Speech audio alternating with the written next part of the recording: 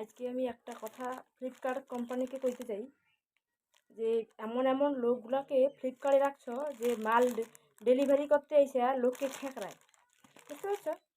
এই মালটা 13 তারিখে ডেলিভারি কথা থাকলো, ঠিক আছে? এবার 13 তারিখের দিন প্রচুর পরিমাণে বৃষ্টি হয়েছিল। সেদিন বৃষ্টির জন্য সে লোকটাও ফোন করতে হলো, কিন্তু আমি মালটা আনতে যেতে পারছি না, ঠিক আছে? তো তারপরে তাকে সে আবার মাল ডেলিভারি কখন করে? সন্ধ্যাবেলার দিকে। কোনো দিন ফ্লিপকার্টে সন্ধ্যাবেলার দিকে মাল ডেলিভারি হয়?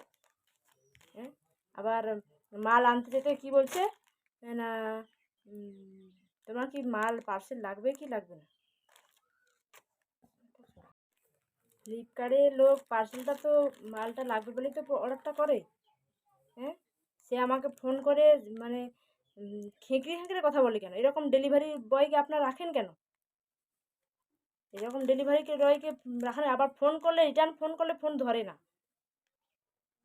13 তারিখে মাল ডেলিভারির কথা ছিল, যাওয়া হয়নি, কোনো কারণে অসুবিধার কারণে যাওয়া হয়নি। আমি আবার মানে তারপরের দিন যখন ফোন করি তখন উনি ফোন ধরেননি। তারপরের দিন আবার যখন ফোন করি উনি মানে 2 দিন 3 দিন পরে আবার মানে পার্সেলটা এলো 3 দিন পরে। মানে আজকে 16 তারিখ, 16 তারিখে পার্সেলটা এসেছে।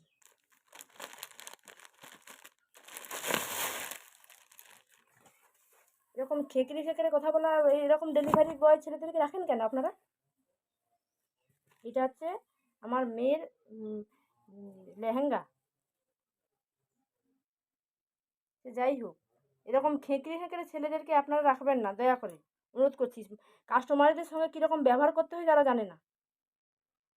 আরও বলছে আপনারা বসে বসে তো মাল ডেলিভারি করছেন, তো ফ্লিপকার্ট কোম্পানি আমাদেরকে বসে বসে মাল দেওয়ার জন্য তো ফ্লিপকার্ট অ্যাপসটা আমরা ডাউনলোড করেছি। ওই অ্যাপসটা ব্যবহার করা কী জন্য ব্যবহার করতে?